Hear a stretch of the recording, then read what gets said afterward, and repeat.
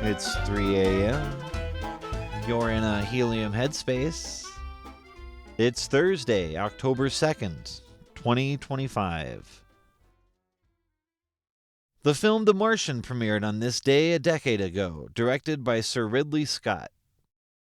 It starred Jessica Chastain, Kristen Wiig, Jeff Daniels, Michael Pena, Sean Bean, Kate Mara, Sebastian Stan, Axel Hennie, Chiwetel Ejiofor, Benedict Wong, Mackenzie Davis, Donald Glover, and Matt Damon, who, in a deleted scene as astronaut Mark Watney, says, "Every human being has a basic instinct to help each other out. If a hiker gets lost in the mountains, people will coordinate a search. If a train crashes, people will line up to give blood.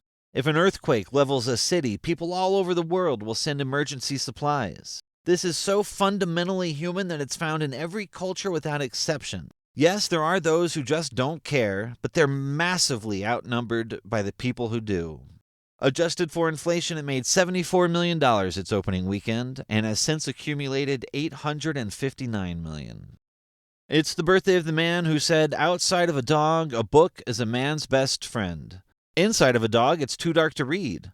Groucho Marx was born today in New York City in 1890. He became one of the most recognizable faces and voices in American comedy. With his quick tongue, grease paint mustache, and rolling eyes, he helped form the backbone of the Marx Brothers' unique brand of chaos in films like Duck Soup and A Night at the Opera. Groucho's wit was not the sort that aged with time. It seemed almost timeless, a constant volley of barbed remarks and sly observations that cut through pretension. Unlike many performers of his day, he was not merely an actor in funny situations, but a commentator, skewering the absurdities of politics, society, and human vanity with the precision of a surgeon and the speed of a machine gun. His humor carried both mischief and insight, reminding audiences that laughter could be sharper than a sword and, sometimes, more endearing than solemn speeches. Groucho Marx, who said, "Humor is reason gone mad." And on the subject of humor, it's the birthday of Mohandas Karamchand Gandhi, better known to the world as Mahatma Gandhi, who said, "If I had no sense of humor, I would long ago have committed suicide." He was born in 1869 in Porbandar, a coastal town in western India.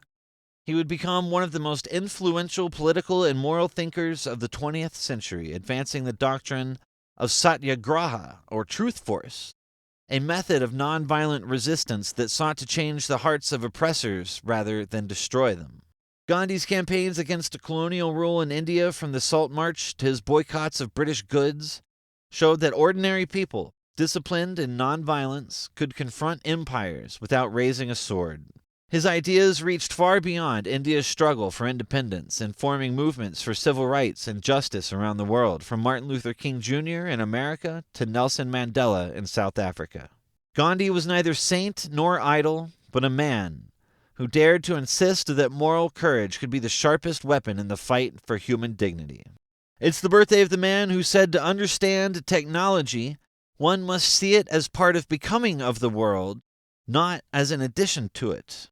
Gilbert Simondon was born today in 1924 in Saint-Étienne, France, and he became one of the most influential yet often overlooked philosophers of the 20th century. His work on individuation, the process by which beings come into being, not as static entities but as ongoing relations, offered a fresh lens for thinking about humans, machines, and information. At a time when technology was often treated as a cold tool or a threat, Simondon insisted that technical objects carry their own kind of vitality, developing histories and inner coherence just as living organisms do. He laid groundwork that would later echo through media studies, cybernetics, and the philosophy of information, shaping how thinkers like Guy Deleuze and Bernard Stiegler approached modern life. In Simondon's vision, technology was not something that alienated us from the human condition, but rather a partner in the unfolding story of becoming. Today in 1800, Nat Turner was born in Southampton County, Virginia, an enslaved child who read the Bible with a seriousness that soon grew into visions and a calling. He said later, "The Spirit spoke to me, saying, 'Seek ye the kingdom of heaven, and all things shall be added unto you.'" In 1831, he led the deadliest slave revolt in U.S. history, moving from farmhouse to farmhouse with a small band before the uprising was crushed within a day. Turner hid for weeks, was captured, tried, and hanged that November. Whatever one thinks of his methods, his claim that God demanded judgment on a slave-holding world forced the nation to face what slavery actually was: organized violence, and it ricocheted through pulpits, legislatures, and later liberation theologies. In the backlash, Virginia and other southern states tightened laws to choke black education, assembly, and worship without white supervision, a confession by the system that knowledge and fellowship were dangerous to bondage.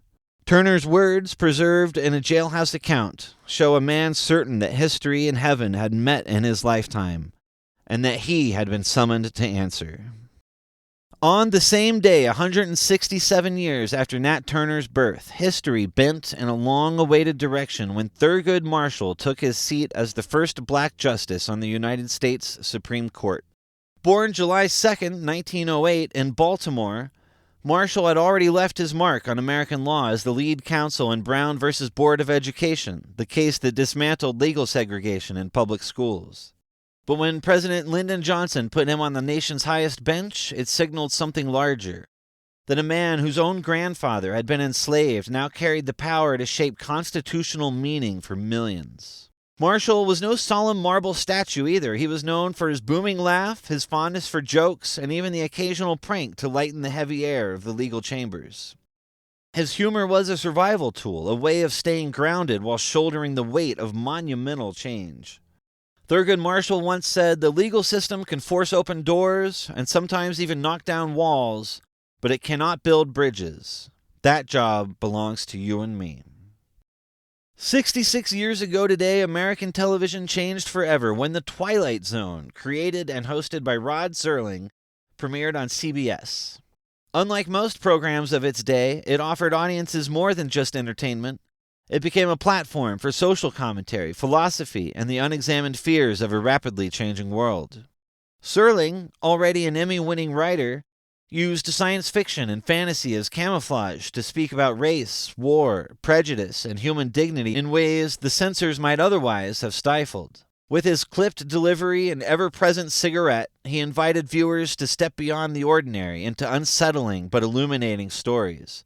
In doing so, Serling gave television a conscience and reminded his audience that the most fantastic tales were always reflections of ourselves.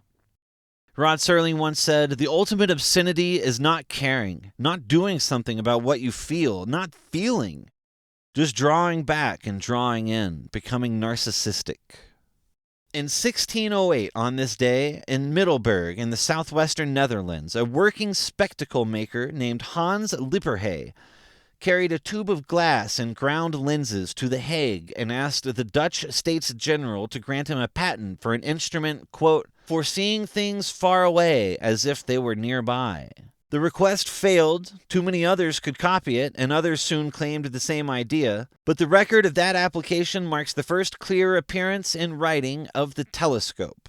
The government still paid Lippershey to build improved versions, even binocular ones, and send them abroad. And within months, the Dutch perspective glass flew across Europe into the hands of princes, philosophers, and soldiers. From that ordinary shop bench in Middelburg, a simple marriage of convex and concave lenses retrained human sight and widened mankind's collective perspective.